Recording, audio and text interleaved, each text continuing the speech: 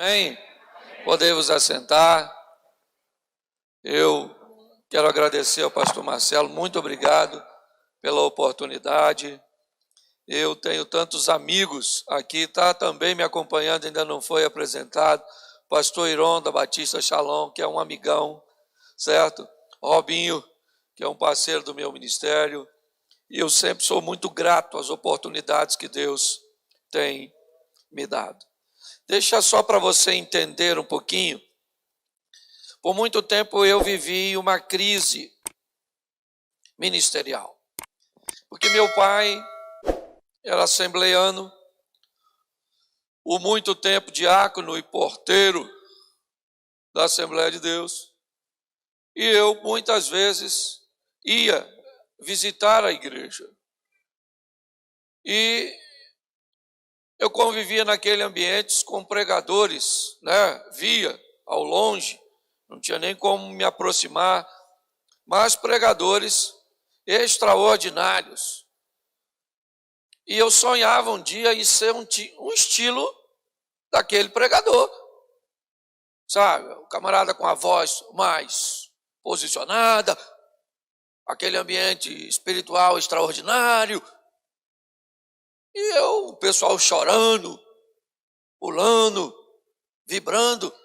E esse foi o modelo que eu vi pela primeira vez. E eu me encantei. Só que eu me converti anos depois.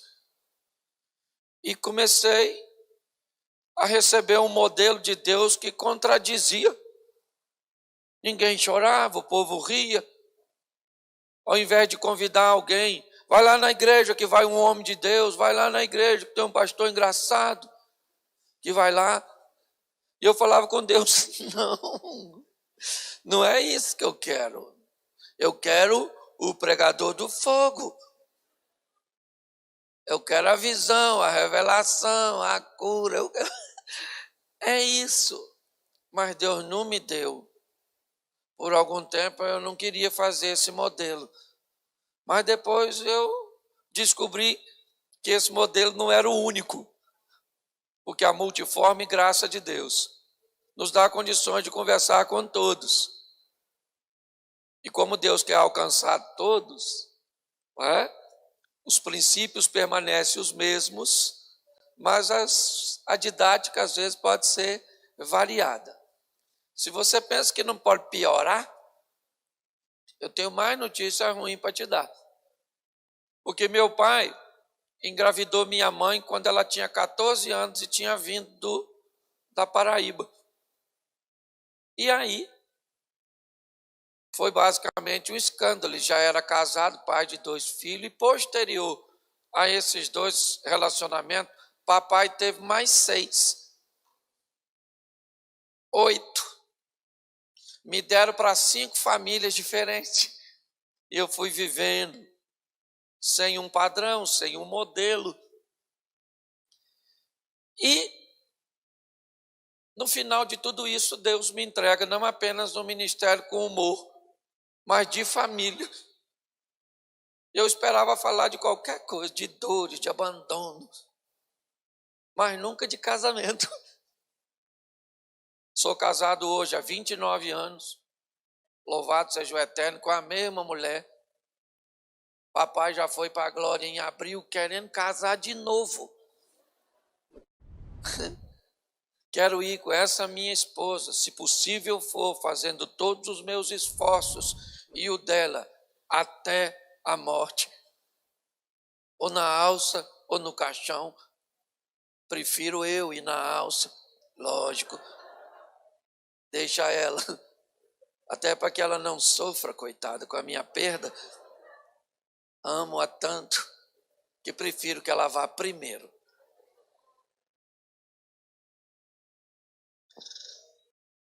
E talvez seja um dos segredos ou um dos ingredientes que acabaram dando notoriedade ao meu ministério. O primeiro assunto, família. O segundo, um ambiente agradável e leve para se falar de problemas. E o terceiro e mais importante, uma missão dada por Deus, porque os planos de Deus não podem ser frustrados. O tema da minha mensagem hoje para você. Talvez ela seja muito mais informativa e tenha o propósito de alcançar os solteiros. Quem ainda não casou, levante a mão. Vou brincar com você não, só quero te identificar para mim saber. Porque tem gente que tem medo de levantar, que às vezes o preletor é engraçadinho e diz que quer casar você. E não é nada disso, não estou querendo ser o mal. Levante a mão. Isso. Deus te abençoe, você está num lugar muito importante. O tema da minha mensagem é perigo. Casamento exige alto nível de atenção. Para você que já casou, meus sentimentos. A informação vai funcionar como terapia, ok? Quando nós olhamos para uma sociedade, nós vamos encontrar 3 instituições, ainda que o casamento hoje, infelizmente, a nível jurídico, não seja mais visto como uma instituição, mas como um contrato. Isso me deixa muito triste, eu confesso, mas eu ainda gosto de tratar dessa forma, que é assim que nós, colegas, tratamos. Mas 3 instituições, para mim, são fundamentais para a saúde de uma sociedade. Primeiro, família. Segundo, sistema de ensino. E terceiro, sistema religioso. Quando nós olhamos para essas 3 instituições, família, o sistema de ensino, que eu não gosto de chamar de educacional, porque o sistema não tem função de educar. Educar é família. Entendeu? Nós vamos para a escola para sermos ensinados. Por isso que, às vezes, o pai, um professor pode chamar um pai e ele nunca vai dizer para o pai: olha, seu filho aqui na igreja se comporta como não tem conhecimento, como alguém que não tem conhecimento. E o que o pai vai dizer? Exatamente por isso que eu mandei meu filho, para que ele adquira o conhecimento. Mas o professor pode chamar o pai e dizer: seu filho não tem educação. O que o professor está dizendo? Educação não é função minha, é sua. Quando nós olhamos essas 3 instituições, o que elas, inevitavelmente, vão preparar o indivíduo que ocuparão os cargos de alta relevância numa sociedade.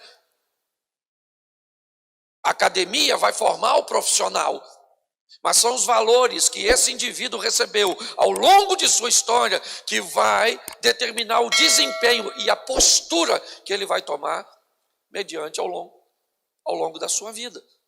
Por isso essas 3 instituições, família, igreja e sistema de ensino, são tão atacados pelo mal. Isso se ampliou de uma forma tão grande que hoje esse mal, ele busca atacar a primeira etapa do indivíduo, a primeira infância, o início de tudo, nas escolas de base, porque o ataque é de um estrategista que sabe que a palavra de Deus diz: ensina o menino o caminho que ele deve andar, ensina a criança, porque ele cresce e não se desvia dele. Deformar alguém na matriz é o segredo, e formar alguém na matriz é o segredo. E onde é que hoje eu só vou me deter, não vou falar do sistema de ensino e também não vou falar da igreja. Meu propósito aqui hoje é falar da família. E onde é que uma família é formada? Onde é que um novo núcleo familiar se forma? No casamento.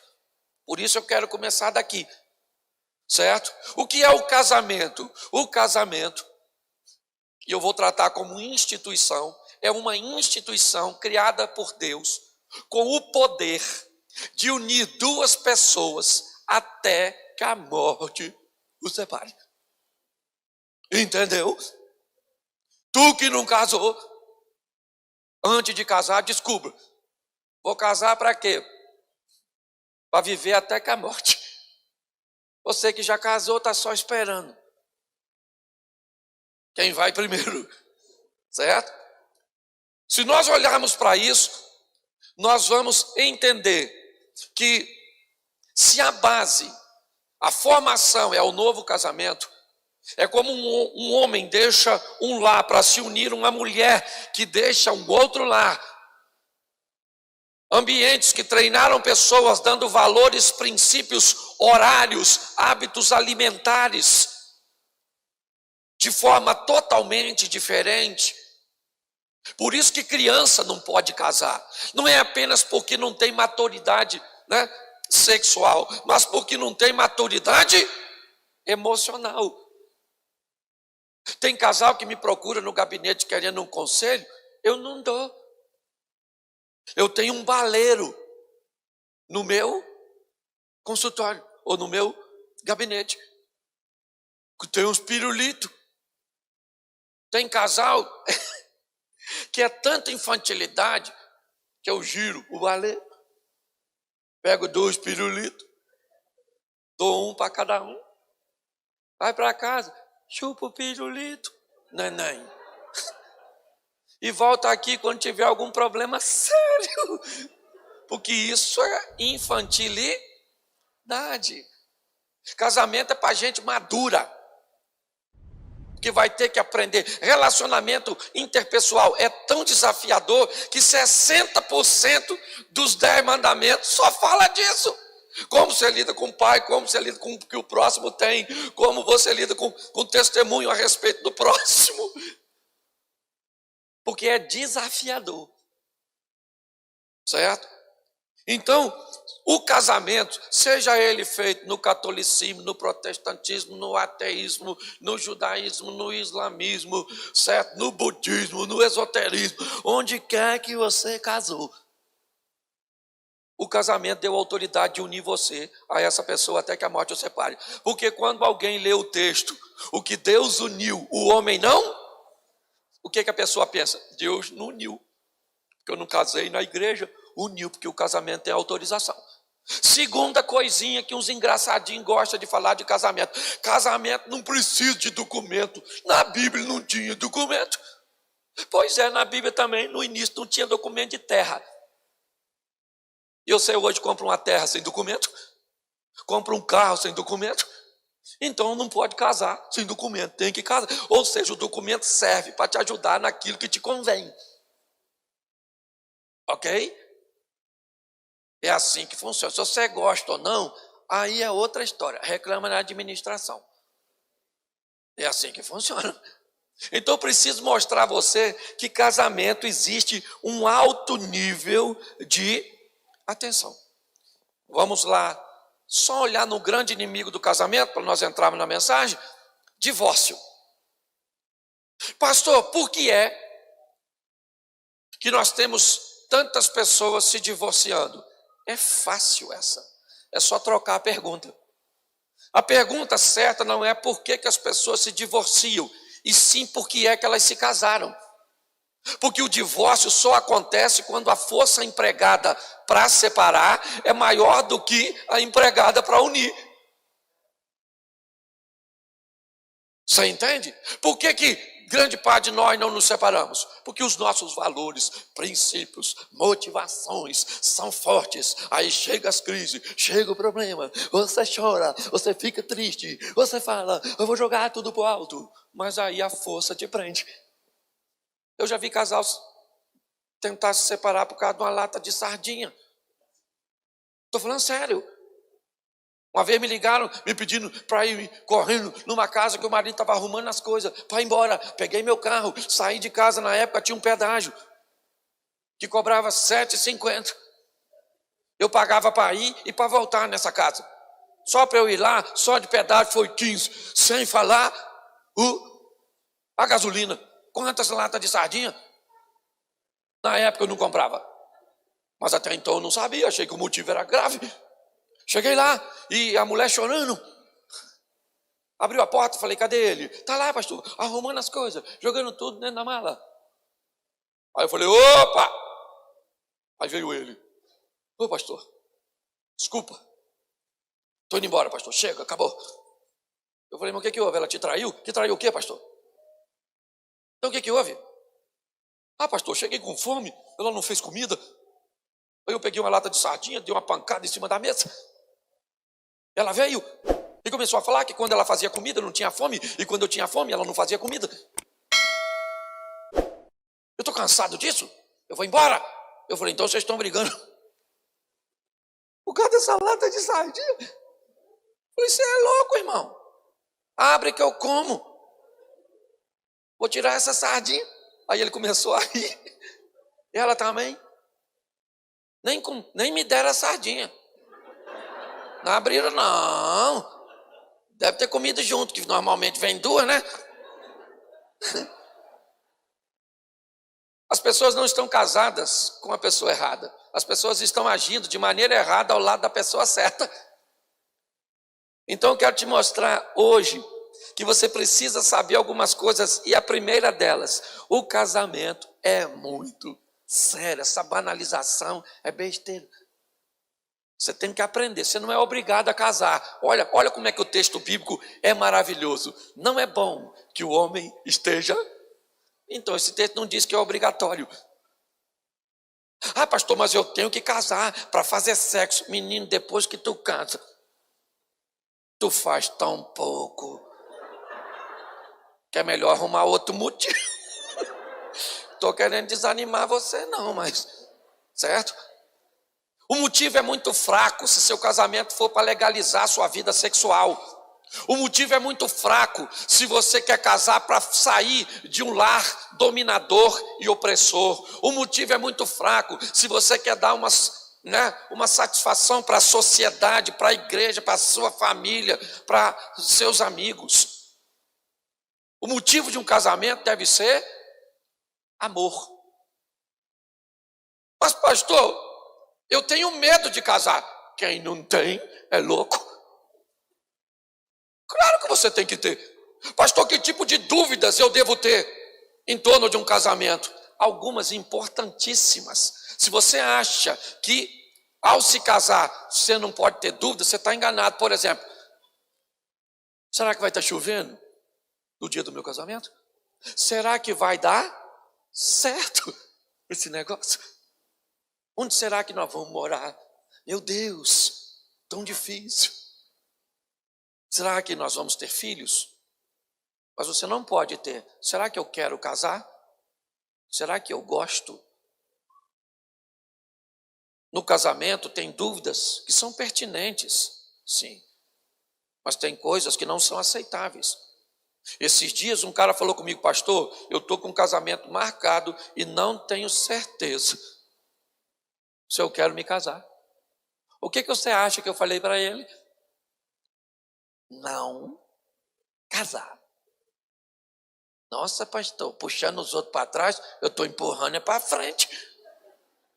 Um cara que não sabe se quer casar e vai casar, ele corre o risco de casar, gente. Não é assim, eleição. Daqui a 4 anos, acabou o mandato. Daqui a 8 anos, acabou o mandato. O casamento é para sempre. Então, solteiro, segura essa aí, querido. Você está no lugar mais importante da sua vida hoje, aqui e agora. As ferramentas que Deus vai te dar, você só casa e se dá mal se quiser. Entendeu? É muito importante. Por isso que eu estou me detendo aqui, né? Já eu já vou te dar outras informações. Mas é muito importante você entender o que é o casamento. Então, que fique na sua memória. Uma instituição que une você a outra pessoa. Certo? E diga aqui de gênero diferente. Para viver até que a morte. Posso ouvir um amém da igreja? Isso aí. Como eu vou entrar nele? Aí o negócio já começa. Já eu vou falar da família. O que a Bíblia diz sobre entrar num casamento? Primeiro, parábola das 10 virgens, vai te ajudar bastante a entender. O noivo vem buscar uma noiva de noite. Já achei esquisito, mas tudo bem, é para ele. Certo? Lá vem ele, mas a Bíblia diz que ele só pega a noiva que tem lâmpada, sim ou não? Porém, acesa, porque as outras também tinham lâmpada, só que estava apagando. A Bíblia está dizendo uma informação preciosíssima. Quer entrar num casamento? Entre num casamento que tenha luz, conhecimento. O noivo vinha para pegar a mulher de lâmpada acesa, e a de lâmpada apagada ficava na pista. O que a Bíblia está dizendo? Não case no escuro. Ausência de conhecimento, sabe nada da pessoa. E pior, usa a exceção para firmar a regra. Sabe? Ah, pastor, não concordo com isso não, que eu casei, pouco conhecimento tinha com a minha esposa e nós vivemos 40 anos juntos. Primeiro, porque os valores eram bem diferentes se você tem essa quantidade, ou esse tempo todo. Segundo, que é muito importante você avaliar, isso é exceção, não é regra. A regra é, quem brinca na hora da escolha, acaba sofrendo sérias consequências. Você precisa, eu vi um caso muito interessante, anos atrás. O cara muda para uma cidade, começa a trabalhar numa pequena empresa, numa cidade de interior, e de repente ele conhece uma moça. Os dois começam a namorar, e com 3 meses, eles já estão morando juntos. E ele saía para trabalhar, e um belo dia, a empresa requereu dele uma documentação, e ele precisou sair fora do horário. E quando ele está voltando para casa, ele vê a esposa dele, de braços dados com outro homem na calçada. Me parece que de mão dada, alguma coisa assim, eu não lembro. Né? E aí ele ficou tão irado com aquilo, com aquela traição, que ele foi em casa, pegou a arma, voltou, ainda pegou os dois no caminho, e ele veio por trás, botou a arma na cabeça do homem e disparou. O homem cai e a mulher começa a gritar, desesperada: você matou meu irmão, você matou meu irmão, você matou meu irmão. O irmão dela morava longe, morava fora da cidade, e veio para visitar a mãe, passou na casa dela para fazer uma surpresa. E ele sequer conhecia a família dela. E os dois viviam casados. A ausência de conhecimento, isso eu estou dando um exemplo, mas a ausência de conhecimento, né, é em todas as áreas. Não sabe nada sobre a pessoa. É um assunto tão sério que você deveria fazer uma pesquisa de campo, procurar quem já namorou ele. Chega aqui, ô menina. Você namorou o fulano lá que canta no coral? Pois é, menina, estou namorando aquela peça. Por que acabou? Ah, não gosta de trabalhar, não toma banho. Vai na casa da família dela e conversa com aquelas senhoras mais idosas que deixam escapar informações privilegiadas. Olha, minha neta, maravilhosa, uma menina de ouro, de ouro, de ouro, de ouro, sabe? Mas não cozinha, não lava, não faz nada. Discípula do Batman, uma menina morcego. Você consegue entender? Recolher esse tipo de informação antes de... Aí a pessoa se casa e me procura. Ah, pastor, ele não era assim, ele se transformou. O que é isso? Transformers? Casou com Bumblebee? É isso? Não. As pessoas estão entrando num ambiente extremamente sério, de qualquer maneira. Certo? Se você vai casar, você precisa saber como entrar. Vamos lá, primeiro o casal pode te ajudar muito nisso. Deus cria o homem e a mulher de que forma? Segundo a Bíblia, nu. E hoje eu sei que eu estou numa Assembleia de Deus respeitando todos os valores. O pastorzão, eu quero trocar a palavra nu por uma palavra um pouco mais esquisita, e eu utilizo isso como forma de prender a mensagem na memória. Você vai trocar o nu pelo pelado. Hoje eu quero uma mulher pelada perto do marido, um filho pelado perto da mulher, uma sogra pelada perto da nora, porque a Bíblia diz que foi assim que Deus criou. A palavra nu e pelado hoje não tem nada a ver com sexo, tem a ver com transparência, tem a ver com verdade. Você sabe quando a queda começa a acontecer no Éden? Não é quando o limite foi ultrapassado, que é por uma árvore, por uma fruta, ou como qualquer outra coisa que você queira usar de exemplo. É quando Eva começa a gostar de um proibido e tem vergonha de falar para seu marido que está gostando. Ali o problema se instaura, porque ela começa a se vestir. Ela continua nua fisicamente, mas ela começa a se vestir emocionalmente. Preste atenção, quantos homens aqui, levanta a mão os homens que tem certeza que é homem. Isso, é porque hoje o negócio está difícil, estou só brincando, tá bom? Quem não gosta, tem gente que não gosta de levantar a mão, que às vezes isso é chato pra caramba. Tem uns preletores que toda hora, você parece uma foquinha na igreja. Eu não vou ficar pedindo não. Mas entenda bem, qual de vocês homens, se lá onde você trabalha, tivesse uma mulher muito bonita, olhando para tu, piscando, fazendo assim.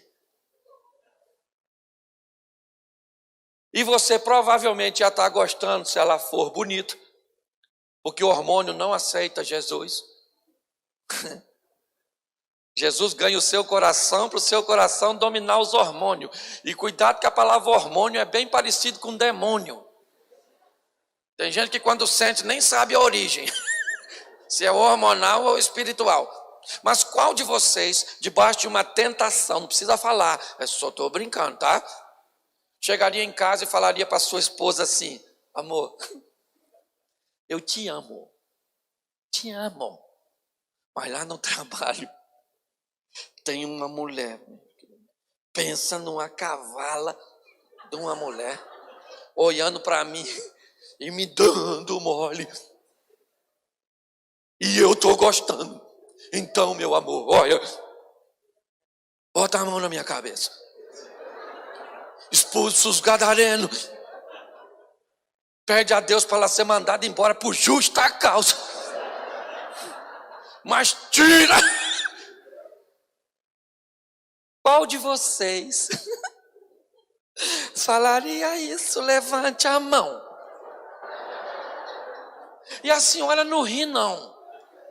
Porque lá no trabalho, um homem que sente o seu perfume, seu marido não tem nem mais nariz, não olha a sua roupa, não faz elogio ao seu cabelo, não faz nada, e lá no seu trabalho um homem que parece, que só olha para a senhora.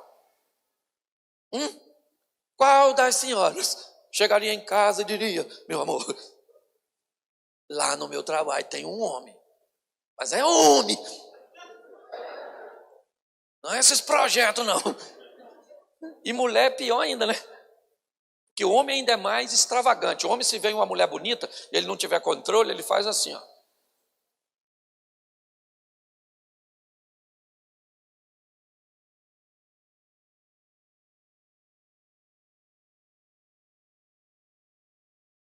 Louvado seja o Eterno. Deus foi bom para alguém. Mulher pode vir com o marido. Vem um homem bonitão lá. Olha como é que ela faz.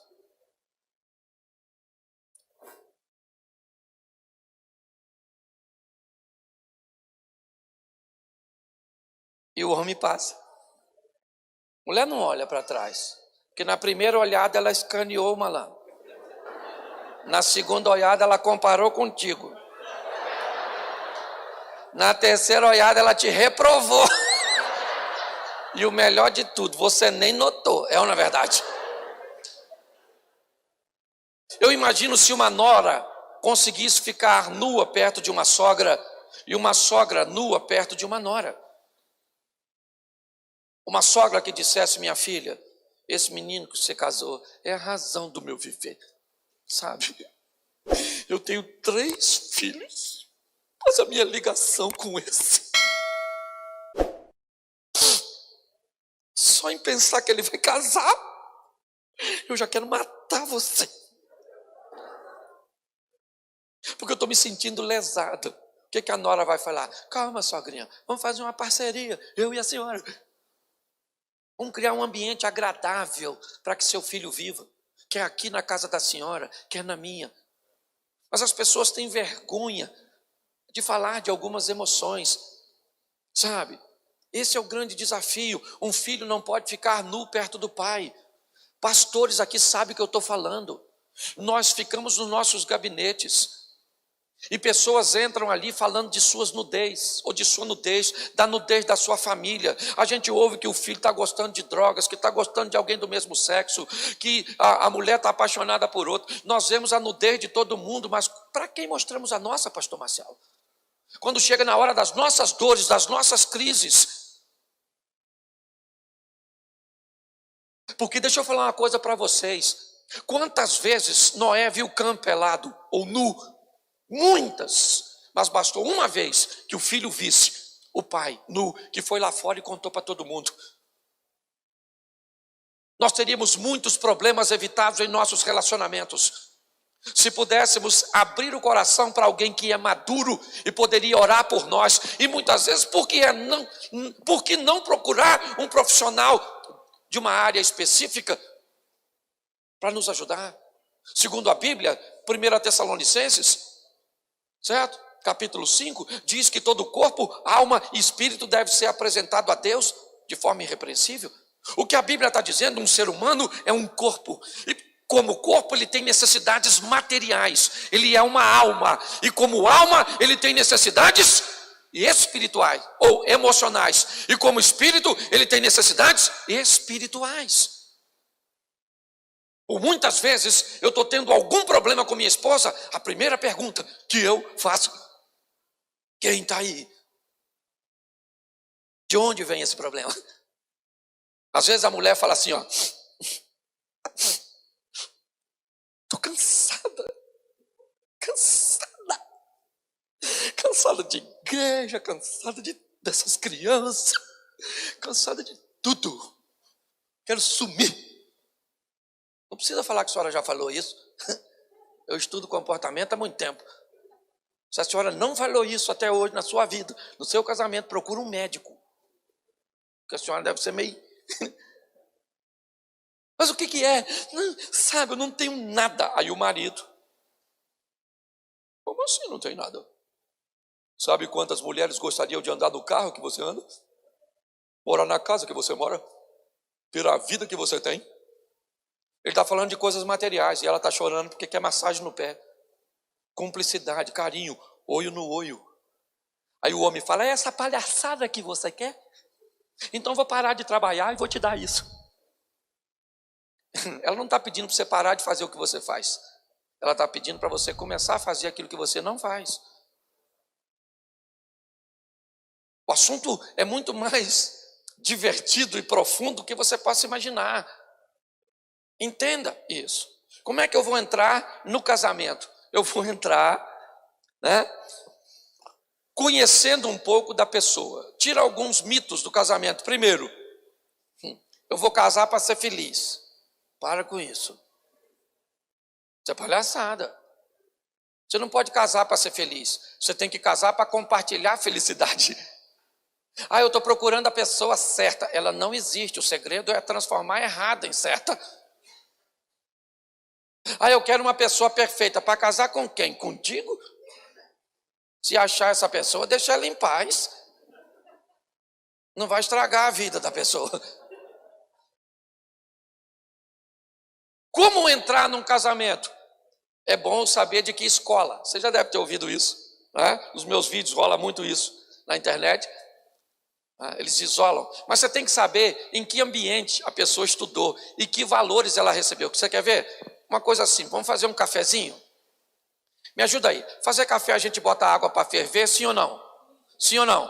Coloca o pó na água. Se botar o café, o pó aqui, o pó no coador, o açúcar depois, se botar, quando terminar, o que é? O problema é que num lugar aprendeu-se a fazer de um jeito e no outro lugar do outro.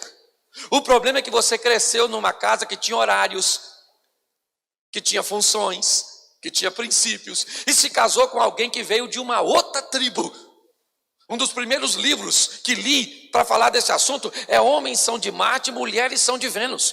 A história de um marciano que vai casar com uma venusiana e vai construir uma história na Terra. Ela com os valores de Vênus, ele com os valores de Marte. O menino, por exemplo, foi treinado num lar de boa comida. A avó dele cozinhava com força, fogãozão a lenha, carne defumada. As tias dele, forno, fogão, doce, salgado. Ele cresceu comendo coisa extraordinária. Vai casar. Para ele, comida é importantíssimo. Por quê? Porque ele cresceu comendo bem. Vai casar com uma mulher que, se for fazer café, queima água. De tão ruim. Pastor, o que o senhor está dizendo? Século 21, o senhor vem dizer para mim que uma mulher tem que saber cozinhar? Não. A não ser que ela vai se casar com um homem que gosta muito de boa comida e não tem recurso para botar uma secretária para cumprir o papel, um dos papéis que tem que ser cumprido no relacionamento familiar, que é a alimentação. Não estou dizendo que a alimentação é uma obrigação feminina. Eu estou querendo dizer é que se a família não tiver ninguém que come, morre. Eu ouviu falar em inanição? Alguém tem que fazer. Eu, por exemplo, eu não esquento a cabeça. Eu não sou o cara da comida. Por quê? Porque eu cresci em 8 lares diferentes. Então, se eu chegar em casa, o que é que tem para comer? Miojo. Miojo. Beleza. E amanhã? Miojo. Miojo. E no terceiro dia? O que tem hoje? Miojo? Vou comer aí não, beleza? Vou comer fora. Porque eu não estou nem aí se tem comida ou não tem. Por isso, filho de astronauta. Me dá a ração, mas não é para todo mundo. Há um tempo atrás o cara falou comigo, pastor, a minha mulher não sabe cozinhar, não gosta de cozinhar, se eu converso com ela. Aí eu fui falar com ela. Ô, dona, você não sabe cozinhar não? Não fui treinada para cozinha, pastor. Odeio serviços domésticos. Aí eu falei para ele, ela odeia.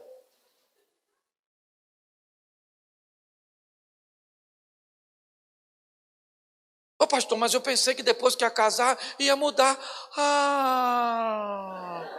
Mergulhou na piscina para depois ver se tem água. Quebra a cara, infeliz. O assunto é sério, gente. Sabe? Não sabe nada do outro, nada. Treinada num lar, por exemplo. Eu costumo brincar com um lar de lobos e hienas. Lobos são os lares do macho alfa, não é machista, é macho alfa. O cara que resolve, sabe? Aquele cara decidido. É ele que resolve, que treina seu filho para ser alfa também. E a menina, para ser uma atriz coadjuvante da próxima família. Mas não é o único modelo. Tem o clã das hienas, das mulheres fortes, dominantes, dominadoras, extraordinárias. Também não estou defendendo o feminismo, não. Acho maneiro essa questão. Onde a mulher domina, a mulher concorda, a mulher que faz, é ela que chama o pedreiro, que diz que quer desse jeito, é ela que decide tudo. Ela treina seu menino para ser coadjuvante. E treina sua menina para ser alfa, hiena. O problema é que os opostos se atraem. E tem filho de lobo casando com filha de hiena. Aí, irmão, ou é a maturidade, ou o negócio fica feio. Pode casar, não tem problema não. Lá em casa, eu sou filho de alfa. Macho alfa. Fui treinado para resolver problema. Mas casei com a filha de uma hiena. Pensa numa mulher forte, a minha. Olha que o Covid me pegou, eu quase morri 3 vezes. O Covid pegou minha mulher, quase que ele morreu. Pensa numa mulher forte, dinâmica, mas eu me casei com ela. Como é que vocês vivem, pastor? Com sabedoria e maturidade. Lá em casa, tem áreas que sou eu que resolvo, tem áreas que é minha mulher que resolve. É só isso. E de vez em quando, pastor, um não entra na área do outro, entra. Troca mordida. Vai para lá, depois a gente se conserta. Ah, pastor, minha mulher é muito autoritária. sabe? Compra sem me pedir. Hiena. Entendeu? Mas eu não sabia. Pois é. Por isso que eu estou falando que você que não casou está no lugar certo. É para você saber antes. Sabe?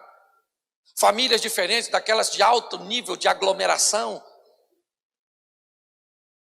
Todo mundo na casa de um na casa de todo mundo. Quando? Sempre. Mas tem também os eremitas. Aquela turma que não visita ninguém, nem gosta de visita. Sabe? Tem alguma coisa de errado nisso, sim ou não? Sim ou não? O problema é quando casa.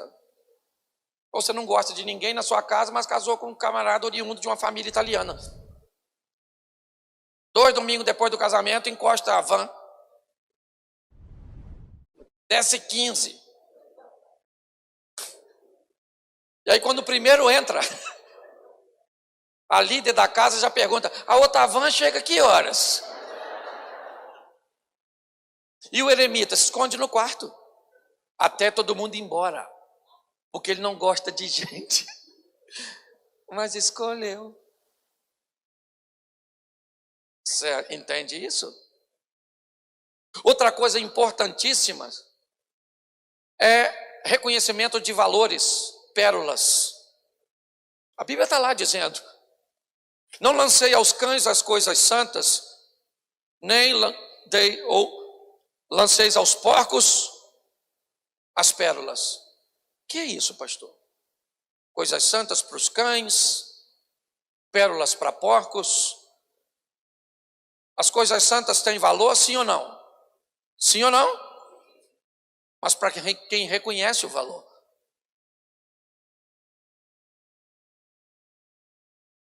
Pérolas têm valor, sim ou não? Desde que não sejam dadas para porcos. O que a Bíblia está dizendo, não é chamando ninguém de porco de cão. O que ela está dizendo é o seguinte, dê para aquela pessoa aquilo que tem valor para aquela pessoa. Qual é o grande problema? É que nesse mundo pós-moderno, líquido, como diz Balmer, certo? Nós estamos olhando e vemos divindades. O que somos? Pequenos deuses. Sim, somos divinos. Somos divinos porque tudo tem que acontecer do nosso jeito, no nosso horário. Porque enviamos uma mensagem e ela tem que ser respondida a toque de caixa. Inevitavelmente, não nos achamos deuses, mas nos comportamos como se fôssemos. Tudo tem que ser feito do nosso jeito, na nossa hora, segundo o nosso modelo. Se formos contrariados, os trovões, as respostas negativas virão. E o que a Bíblia está dizendo é algo que o mercado, hoje, do mundo, empreendedor já descobriu. Não faça aos outros o que você quer que seja feito a você. Faça aos outros aquilo que eles gostariam que fosse feito. É lógico que eu estou falando dentro dos princípios de Deus. Hoje, por exemplo, eu vejo homens que falam de tudo que faz, por sua casa, por seus filhos, por sua esposa, por sua vida profissional. Tranquilo? Talvez você seja ultra, mega, super dedicado, mas deveria conversar com o seu superior, na sua equipe, onde você é um colaborador, e descobrisse o que é a pérola daquele negócio, o que você pode fazer de forma mais assertiva, para ser mais lucrativo, o que é o dinheiro, o lucro é o oxigênio, certo? É o combustível de um negócio. Eu preciso olhar para meu filho e descobrir quais são suas pérolas, não querer que meu filho seja um advogado, se ele quer ser médico, não querer dar minha pérola para ele, mas sim descobrir a pérola dele. Eu preciso descobrir a pérola de meus pais. Meu pai faleceu em abril. Eu sabia o que ele gostava de comer, eu sabia o que ele gostava de beber, e o dia que eu levava meu pai para o meu sítio, eu mandava a cozinheira fazer a comida que ele mais gostava, e eu nem tanto. Mas meu propósito não era oferecer a meu pai o que me agradava, mas sim dar a ele o que agradava a ele. Minha esposa sempre me dei mal durante muito tempo, pastor. Dando presente à minha mulher, errado. Gastava um dinheirão nessas lojas de bolsa que não vou fazer, sabe, propaganda. Carérrima, quase vendi um rim para comprar uma bolsa que eu achava bonita. Dava para minha mulher. Por final, eu já dava com a nota, que era para ela ter condições de trocar. Depois descobri esse texto das pérolas. E o que eu comecei a fazer? Ia nas amigas dela perto assim, do aniversário dela, Dia Internacional da Mulher, Natal, esses dias das, né? Ou até mesmo fora de data, onde você quer marcar. Porque tem coisa que é só uma lembrança, mas tem coisa que você marca para sempre. Aí eu ia, e vou ainda, né? Nas amigas e dizia assim, ó, tem saído com Mary aí? O que Mary tem visto? Que falou que quer. Só que isso eu tenho que gastar um tempinho. Tem homem até que acha que isso não é coisa de homem. Pode até não ser de homem, mas é de marido que ama a esposa. Entendeu? Aí eu chego lá, o que é? Aquela bolsa. Ela viu uma bolsa, pastor, que ela ficou arrepiadinha. E mulher, coisa boa, não vem sem artigo. Por exemplo, não é uma bolsa, não é um vestido, isso encarece tanto o produto. E aí eu falo, me diga a loja, manda foto para mim. Pastor, me sinaliza o horário, tá bom? Pode cumprir aqui direitinho. E aí então, me manda a foto. Aí me manda a foto, a loja. Aí eu vou lá e compro. No dia chega eu. Preciso nem embalar direito. Qualquer embalagem serve até para diminuir a perspectiva. Ô querida, meus parabéns. Comprei uma lembrança para você, nem sei se você vai gostar. Espero que goste. Aí ela abre. Era essa que eu queria. É isso, querido. Eu conheço o seu gosto. Eu conheço gostos. Só que conheci através de uma informação. Mas eu também não vou falar, porque senão eu quebro o momento. Gaste um pouco de tempo para saber o que as pessoas que você ama gostam. Para de reclamar de que você é um rei que faz tudo, que dá tudo de si.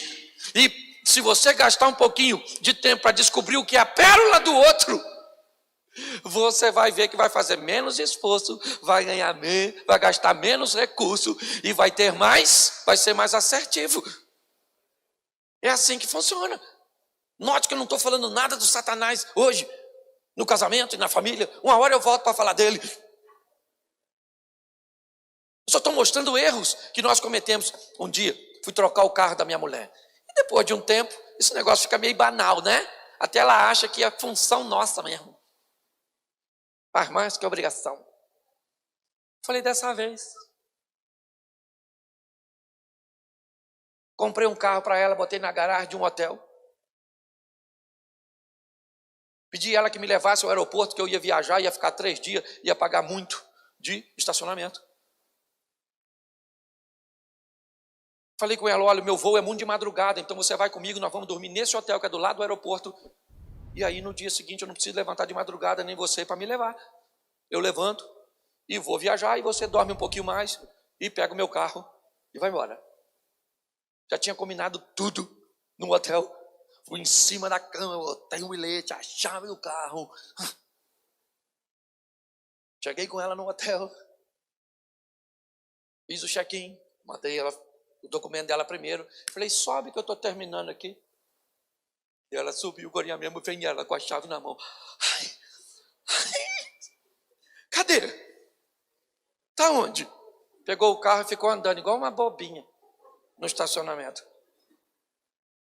Aí voltou, subimos, tomei um banho, ela também. Ela falou, meu amor, vamos fazer amor. Falei, não quero. Não Quero. Eu não estou te dando um carro para fazer amor contigo. Querer o que longe de mim, falar que não quero. Uma oportunidade dessa é quase ganhar na loteria. Mas a combinação de entregar o carro desse jeito e de uma noite, que de certa forma eu não recebi benefícios, fez com que a entrega do carro marcasse o meu casamento. Se hoje você conversar com minha esposa e perguntar um dos momentos mais marcantes, ela vai dizer, e talvez ela não lembre nem a cor do carro, nem a marca do carro, mas lembra que aconteceu naquele ambiente. Nós precisamos aprender a descobrir as pérolas de nossos filhos. Eu dou tudo para ele. Tudo o quê? Tudo o quê, cara? É tudo que a alma dele precisa, que o corpo dele precisa e que o espírito dele precisa? O que é tudo? Eu preciso entender, amadurecer essa situação. Hoje muitas famílias têm sido destruídas porque as pessoas não gastam tempo. Por quê? Porque são divinos, são divindades.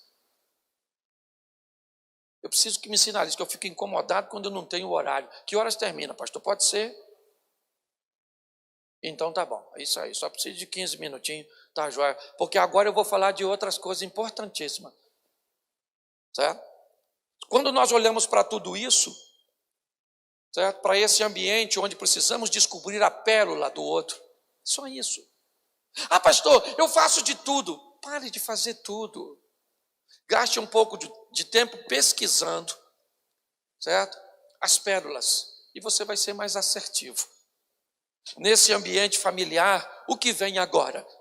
Se o casal consegue viver bem, entendendo sua escola, seus valores, seus princípios, seus horários, seus costumes e hábitos, ele está apto para se tornar treinadores de uma próxima geração.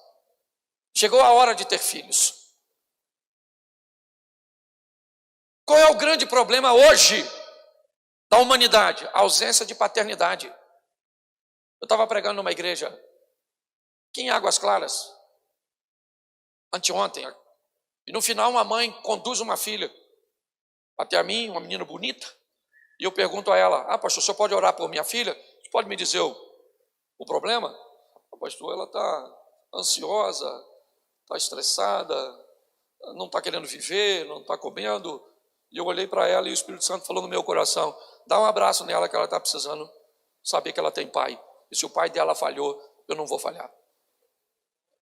Eu simplesmente dei um abraço na menina. Falei, Deus mandou eu te abraçar e disse que ele é seu pai e que ele está contigo. Ela simplesmente desabou. Perdeu o chão a garota. As pessoas tiveram que me ajudar para que ela pudesse sentar. Hoje, o grande desafio não é ter um pai, não ter um pai em casa, é ser órfã de um pai vivo, o que deve doer mais ainda. Eu estou revendo meus valores no que diz respeito à paternidade, Iron, por causa do meu neto. Meu neto chegou. E ele está com 2 anos, eu sento no chão, brinco com aquele menino, ele monta nas minhas costas, eu brinco de carrinho. E quando meu filho nasceu, eu tinha que trabalhar tanto para sustentar os dois, que eu não tinha tempo de fazer isso. E hoje, volta e meia, eu olho para eles, olhando para aquilo que eu estou fazendo com meu neto. E provavelmente se perguntando por que é que eu não fiz com eles. E eu vou ter que ter uma conversa com meus dois, 28 e 26, para dizer para eles que eu era tão imaturo e que tinha que trabalhar tanto para manter um operacional, para que eles se tornassem quem são, que eu não tive tempo. E se eu explicar isso a ele, provavelmente vai ficar muito mais claro. Mas às vezes nós não falamos porque achamos que é óbvio e eles precisam entender. Agora, uma nova geração vai chegar. Filhos, flechas na mão de um valente. Filhos, herança do Senhor. Mas temos sérios problemas. Aliás, na cultura pós-moderna, 1 ou 2. Quem aqui tem mais de 5 filhos, levante a mão. 1. 2, 3, 4, 5. Nessa multidão. Quem aqui tem 2? Levante a mão. Quem aqui tem 1? Quem que tem 1 e pretende ter 5, levanta a mão.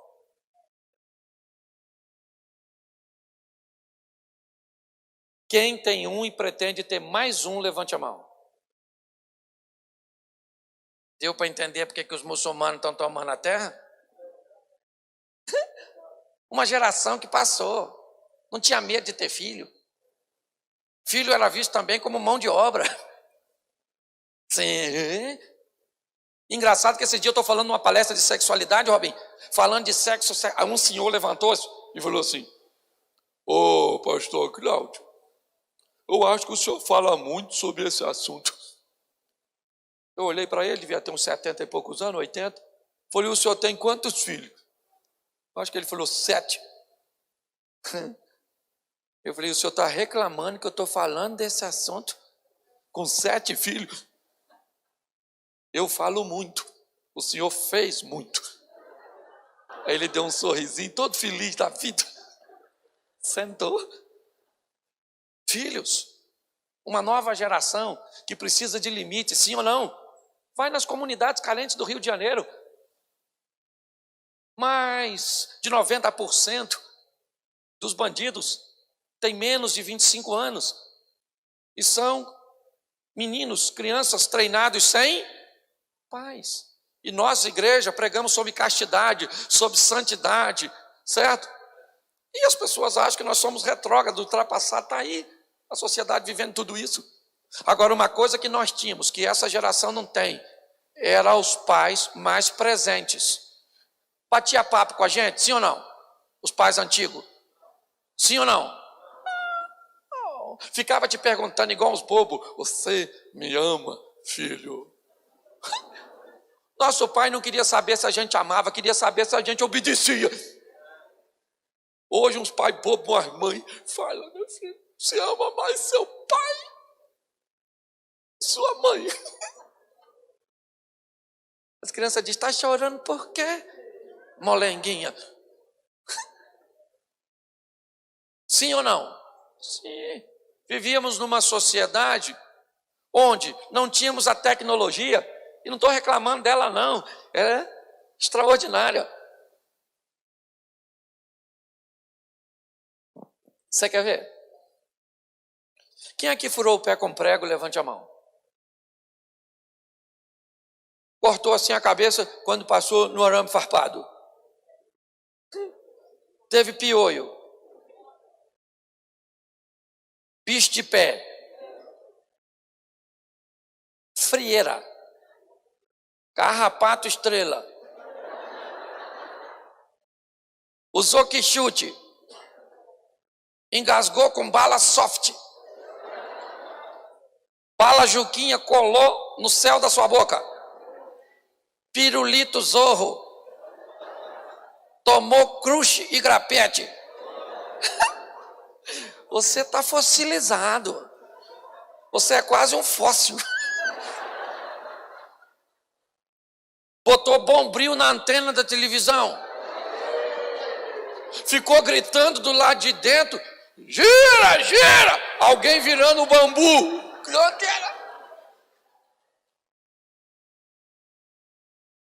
Tinha medo de mula sem cabeça. Saci pererê na moita de bambu. Sombração. Irmão, olha o que nós viramos. Verdadeiros Highlanders. Para matar a gente só se cortar a cabeça. E uma geração tem tudo. Seu filho hoje tem 4K. High definition. Nós tínhamos o high do chuvisco. A televisão passava assim, ó. Quem lembra da preto e branco com a tela colorida assim, trem? Extraordinário. Se tiver uma, eu compro sua, só para me olhar de vez em quando. Quem aqui apanhou, levanta a mão. Show de bola, show de bola. Se tiver alguém do conselho tutelar aqui, algema. Não estou falando de violência doméstica. Estou falando de disciplina. Estou dizendo para espancar ninguém. Eu estou dizendo para estabelecer disciplina para uma geração, para saber os seus limites. Que eu sou da época de respeitar a filha dos outros, de pedir bênção aos mais velhos. E a geração que aprendeu a fazer isso, olha onde chegou. Apanhei sim, com muito orgulho. Não era com pedaço de pau, não me traumatizou, nem era nada disso. Chineladinha, aquelas coisas que a Bíblia diz, certo? Que nós temos que corrigir as crianças. Que as crianças nascem tudo doida. A vara da disciplina tira a loucura do coração da criança. Se a vara da disciplina tira a loucura, a criança era doida, levou umas varadinhas e ficou bom.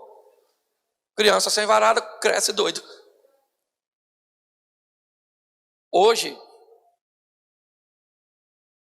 você grita com seu filho de 5 anos. Fica quieto, menino. Ele já tem celular. Vou ligar para denunciar. Senhora, gritou comigo. Quando a autoridade chegar, você diz, leva, mas não traz de volta. Você está rindo, mas é sério. Nós precisamos, queridos irmãos, e eu fecho aqui, entender a responsabilidade que uma família tem no conjunto do todo. Vai se casar? Se case bem. Já está casado? Gaste um tempo para descobrir as pérolas. Aprenda a melhorar, a crescer como indivíduo, como gente.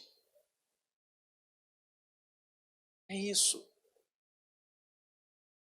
Aprenda a colocar a sua família em primeiro lugar. Sucesso nenhum vale o fracasso de sua casa, de sua família. Eu quero orar por você, por seus filhos, por seu casamento, por sua família.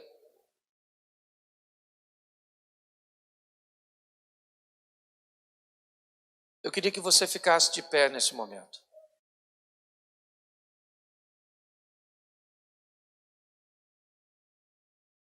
Eu queria que você fechasse seus olhos.